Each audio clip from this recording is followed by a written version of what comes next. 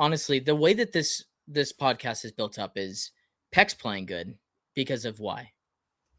This center back partnership works because of X. And then Greg Vanney is our kryptonite. I don't even know. I tried to make a math thing. I'm not a math guy.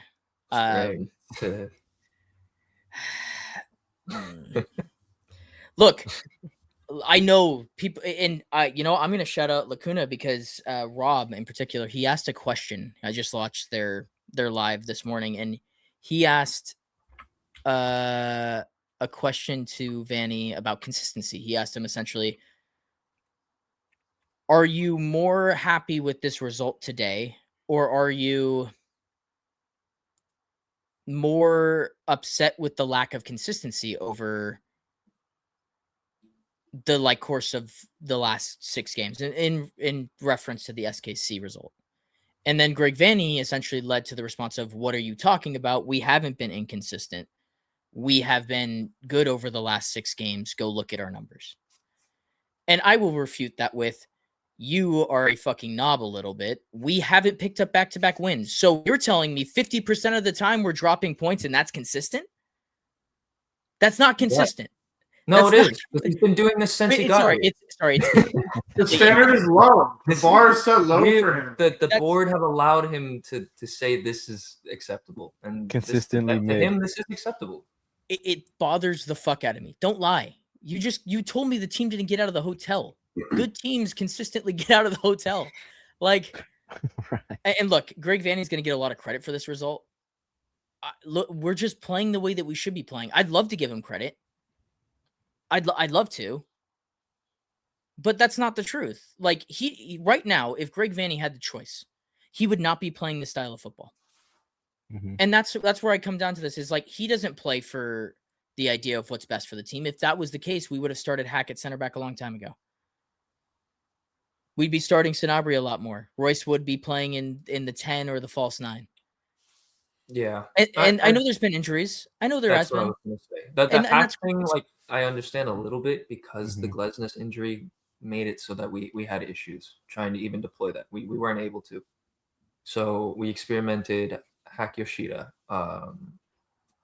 Glesnes, Yoshida. I think we did one or twice. Never good lately. Just stick with it. You titled it, play to your strengths. We understand it. We've seen it. Just do it again. And I don't know how many times that we have to ask this on a podcast. But I think every episode we ask them to just roll out the same lineup every time we win. And I don't think it's happened once. It hasn't. So maybe this one. Actually, take Miller out. Well, look, if you win a game 2-0, you should probably just run that lineup again against Houston. Right? I mean, I think Dari, I don't. Every time that you're on the podcast, we've actually picked up a result at this point. So you've only talked about the good portions. So I think we should keep that going here. What in particular about us playing off the back foot has been important to you, or the reason to continue moving forward with that? I mean, I think it just is clear the strengths of our team. We harp on about it every week that we're built for counterattacking and we don't play it.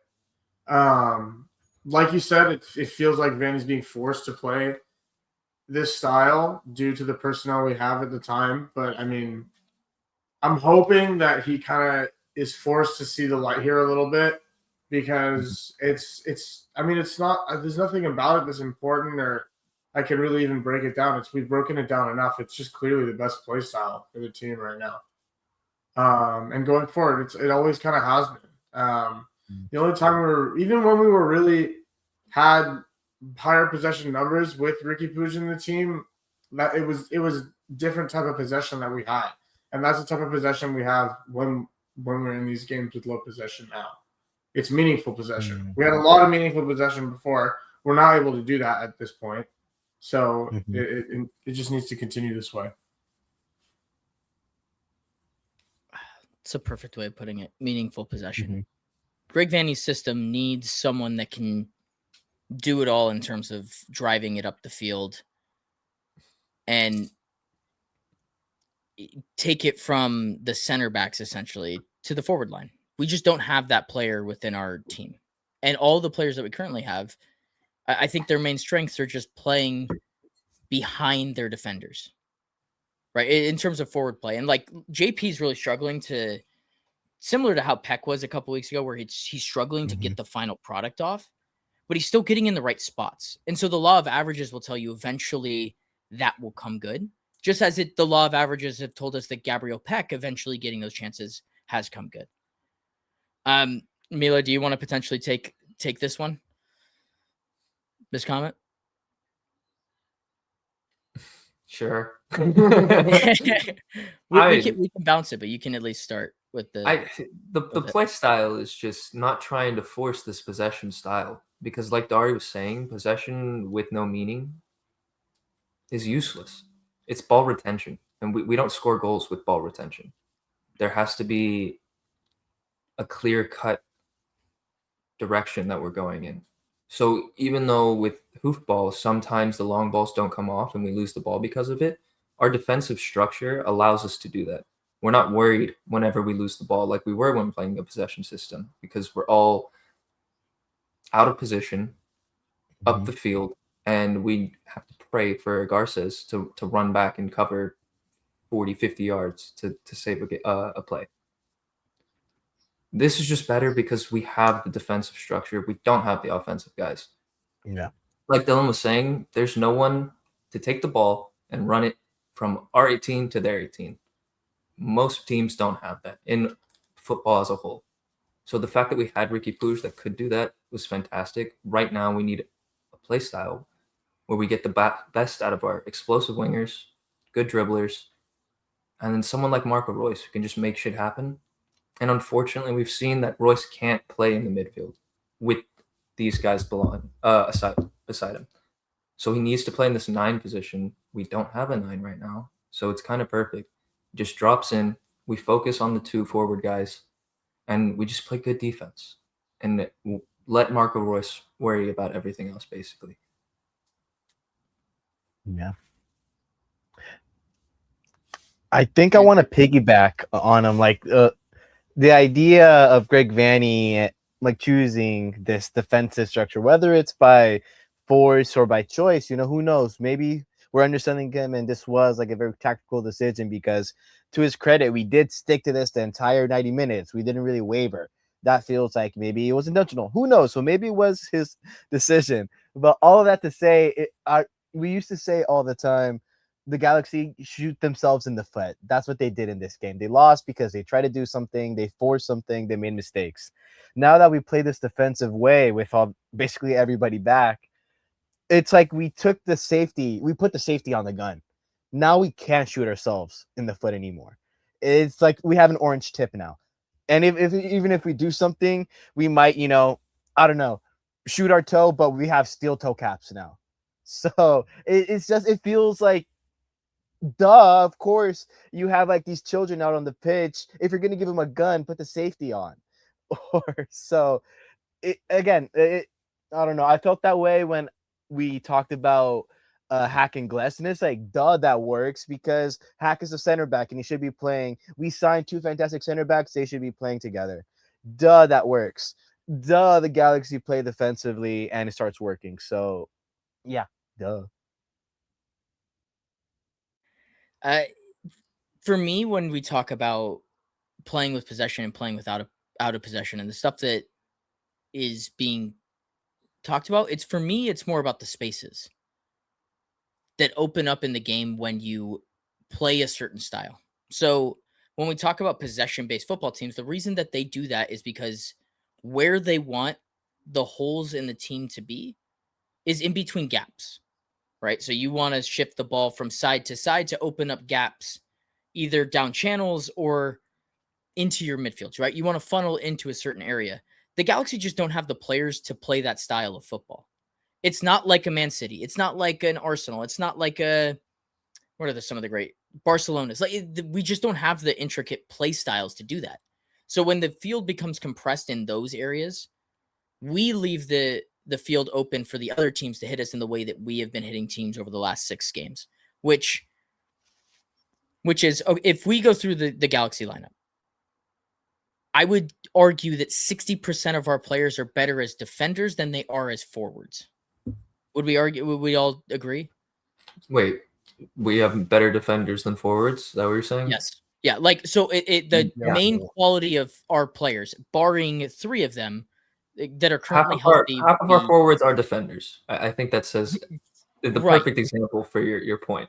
Right. Harbor Miller has been playing left wing, and he is just not right. He's a defender. But even Sanabria, like when we're playing him in the midfield as an 8, he's more of a defensive-minded 8. He's not a His attributes, 8, and it's not a Kobe Mainu, right? You're not going to give Sanabria the ball and expect him to ping it around and go from side to side and unlock teams. And so when we build out of possession, right, the whole point of being compact is so that once the other team makes a mistake, where is all the space for us? It's behind their defenders. And if I'm picking 2 players in all of MLS that I want in behind defenders, it's our 2 DPs. And that's the whole point of playing to your strengths. If you open up gaps behind teams, we're going to be very good. The issue that will eventually arise if we do decide to go down this route is teams will eventually smart up and they will play low blocks against us. And we will have to eventually break that down. But I'd much rather be content with getting very boring 0-0s than losing games because we're doing things incorrect for the way that this team should be playing, if that makes sense. I mean, even in the sense that people are going to change once they catch on to this. It's the same before. Vanney has always had this play style. People got smart. They started to understand it. Even Pep has to change his possession style to a more direct style because the game changes and people adapt. People scout your team. We didn't do that for a very long time, up until a couple games ago. Tried it here and there earlier in the season, but we have to adapt, whether it be to our personnel or to the personnel that we're playing. And a possession style, if someone is just going to sit back and close up all the gaps, doesn't help at times. So we need to lure them out with a little bit of possession being given up. I think it's a give and take. And I know we've talked about being stuck in the middle. I think the perfect spot is somewhere in the middle where we can flip a switch and go to either one. But right now, I don't, like you were saying, I don't think we have the ability to play that possession style, to dictate a game and control it like that. Well, yeah, we're not good enough in that regard to open the game up for us to play possession style football. None of our players are really good at that. I was trying to think of like when possession doesn't have purpose, you can get burned very easily. And this team, the thing that we've talked about is the margins. When we play this off the back foot, more compact style, realistically, how many goals a game are we going to give up? Like on average, if you had to guess, hopefully 0. The answer is probably 1. It's probably 1 point something, right? Like statistically, it's probably 1 point something. If I was to go back, I haven't done it. This was part of, I was going to do this thing to kind of see, is like, we're probably looking somewhere in the range of like 1.3, 1.4. I think good teams are at 1 or below. Like Vancouver, when we played them, I think they were at like 0.9. But for us, to get to that 1 level, we have to be more compact. Because once we open up the game, we concede 3 to Sporting Kansas City, who have scored not against us, 6 goals. They scored 2 goals this weekend against Austin, who fired their manager and their general manager. Good stuff. But I think that's the thing for me that helps the most with when we talk about playing to our strengths is honestly, it's just limiting the amount of margin that we're giving up per game. So every game you are subject to giving up 5 points, right? Just hypothetical 5 points. Playing in this back 3 limits that to 3. But when we're playing in possession, we're jumping those points up to 7. And so in a back and forth game, we're losing more times than we're winning. And that's the whole point. We on this channel, no, sorry, Andrew, just my last thing is we on this channel have beaten this point to a pulp at this point. So I'll do my own separate video because I'm super passionate about this one particular topic eventually, but I do want to hear your thoughts before we move on to our preview against Houston. No, maybe just a little cherry on that beautifully decorated cake you guys just made. But when I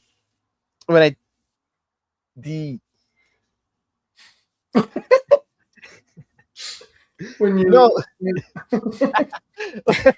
when you have a dream and oh my god. Anyway, God, now I forgot my point. Great work. Basically, I agree with you. Yeah. So we play Houston. Oh, the production quality is Hey, great. you know what? Because it's Star Wars night. You literally Dari just hit you with the fucking. These are not the clones you are looking for, and you just wiped.